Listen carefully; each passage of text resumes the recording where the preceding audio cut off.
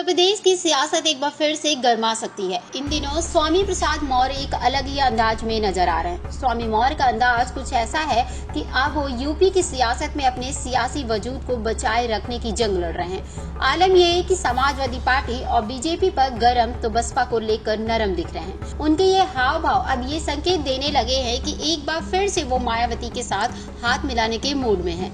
ऐसे में सवाल उठने लगा है कि क्या सच में वे हाथी घर में वापसी करने वाले हैं। स्वामी प्रसाद मौर्य के इस बदलते अंदाज का नतीजा भी हर किसी के सामने है।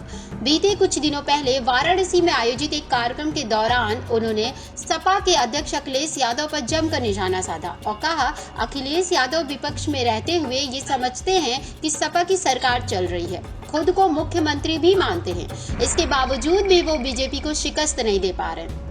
इस दौरान उन्होंने बातों बातों में ये कह दिया कि अगर मायावती बाबा साहेब के मिशन पर आगे बढ़ती हैं, तो उनसे हाथ मिलाने में उन्हें कोई भी गुरेज नहीं है। ये बयान सीधे तौर पर बीएसपी में वापसी को लेकर उनकी बेताबी को दर्शाता है। ऐसे में ये कहना गलत नहीं होगा कि पलटू राम के लिस्ट में केवल नीतीश कुमार नहीं बल्कि स्वामी प्रसाद मौर्य भी हैं, जो कभी कमल, कभी हाथी तो कभी साइकिल पर सवार होना चाहते हैं। मगर बड़ी बात तो ये है कि वो टिकते कहीं नहीं। कुछ ऐसा ही उनके बसपा वाले बयानों में भी नजर आ रहा है, जिसे लेकर राजनीतिक सियासत में हलचल मची हुई है।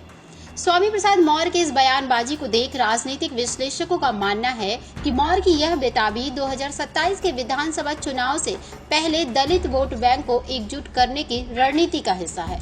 2017 में बीएसपी छोड़ने के बाद मौर्य ने बीजेपी और सपा में दलित नेतृत्व का दावा किया था, लेकिन पार्टी में उनकी भूमिका सीमित रही। जहां विश्लेषकों का मानना है कि जब सपा में अखिलेश यादव का वर्चस्व है, उसके बाद भी मौर्य बीएसपी की ओर लौटने की कोशिशों में लगे हुए हैं। लेकिन मायावती के प्रति नरमी दिखाना और धार्मिक नेताओं पर हमला करना, उनका ये अंदाज कोई मामूली नहीं बल्कि दलित समाज में अम्बेडकरवादी छवि को मजबूत करने का प्रयास है। स्वामी प्रसाद मौर्य का राजनीतिक सफर काफी उतार चढ़ाव से भरा हुआ है। वे पहले बीजेपी में थे, फिर से सपा में शामिल हो गए, जहां किसी बात को लेकर अपनी नाराजगी जाहिर की। ऐसे में उनके इन तीखे बयानों से ये साफ जाहिर होता है कि वे खुद को दलित बहुजन आंदोलन का चेहरा बनाना चाहते हैं। ऐसे में ये माना जा रहा है कि बसपा छोड़ते समय उन्होंने मायावती पर जमकर हमले किए थे।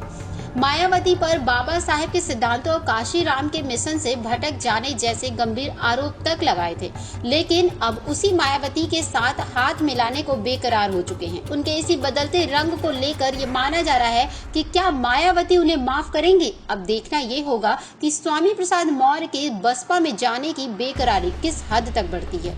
ऐसी खबरों को देखने के लिए बने रहिए जर्नलिस्ट कैफे न्यूज के साथ।